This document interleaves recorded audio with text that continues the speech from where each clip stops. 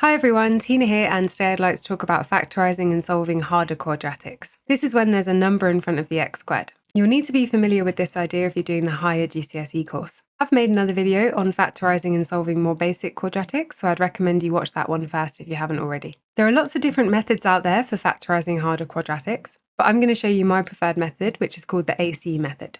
So here's our first example, and what makes this harder is that there's a number in front of the x squared. Another way of thinking about this is that the coefficient a is not equal to 1. A coefficient is just a number placed before an algebraic term. Now I've labelled the coefficients a, b and c because that's our usual labelling for quadratics, and the first step for the AC method is to multiply a and c. So in this case, a is 2 and c is positive 12. So a times c would be 2 times 12, which is 24, positive 24. Now the next step is to think of two numbers which multiply to give positive 24, but also add to give positive 11. So in this case, we want to use positive 8 and positive 3 because 8 times 3 is 24, but also 8 plus 3 is 11. After you've found your two numbers, you rewrite the quadratic expression, but instead of plus 11x, we're going to use our two new numbers, 8x and 3x, and then keep the plus 12 on the end.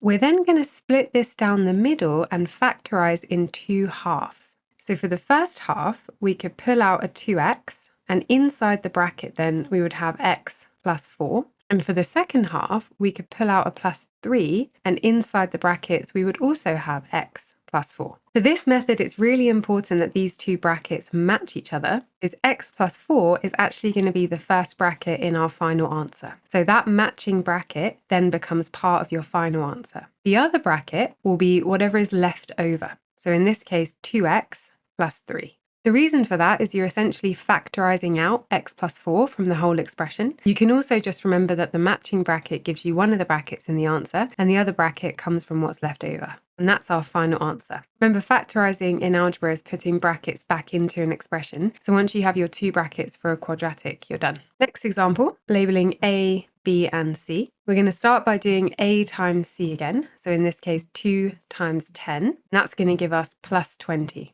We then need to think of two numbers that multiply to give plus 20, but also add to give negative 9. In this case, that's going to be minus 4 and minus 5. And then we're going to rewrite the expression with the new numbers. We then split down the middle and factorise in two halves. So for this half, we can take out a 2x and be left with x minus 2. And for this half, I would take out a minus 5 so that we can have x minus 2 again in that bracket. These two brackets match, which is great, means our final answer is x minus 2 for one of the brackets, and then the other bracket is going to be 2x minus 5. That's it for that one.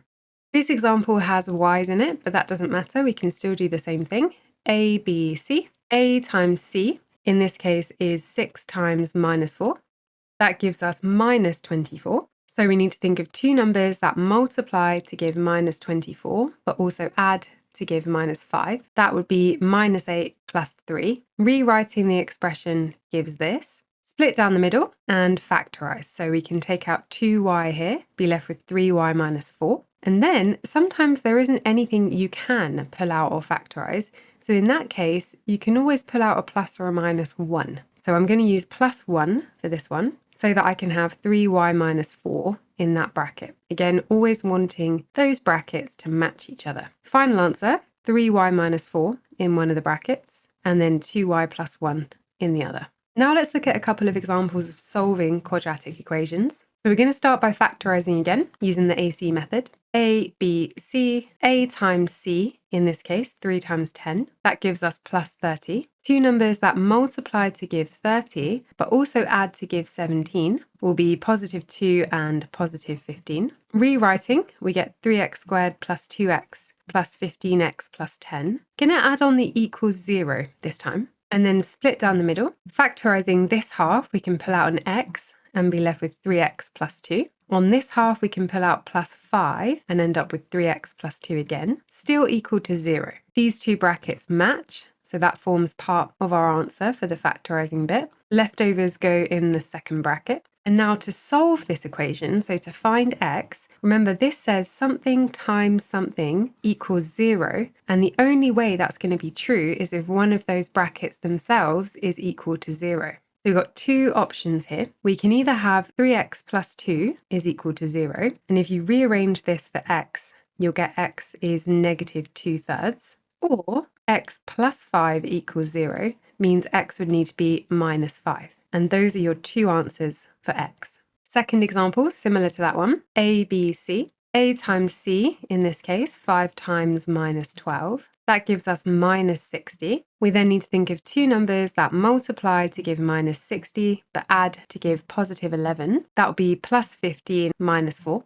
We rewrite the expression. We split down the middle and factorize. We get our matching bracket. We get our leftover bracket. We make it equal to 0, and we think about what x would have to be to make that equation true. So once again, something times something to give 0 will only work if one of those brackets is equal to 0. So either that one or that one. And then you just solve both of those brackets equal to 0 separately. So x plus 3 equals 0 means x would have to be negative 3. 5x minus 4 equals 0. Rearranging would give us x equals 4/5. And that's it. That's it for now. If you found this video useful, please do remember to like, comment, and subscribe to my channel if you haven't already.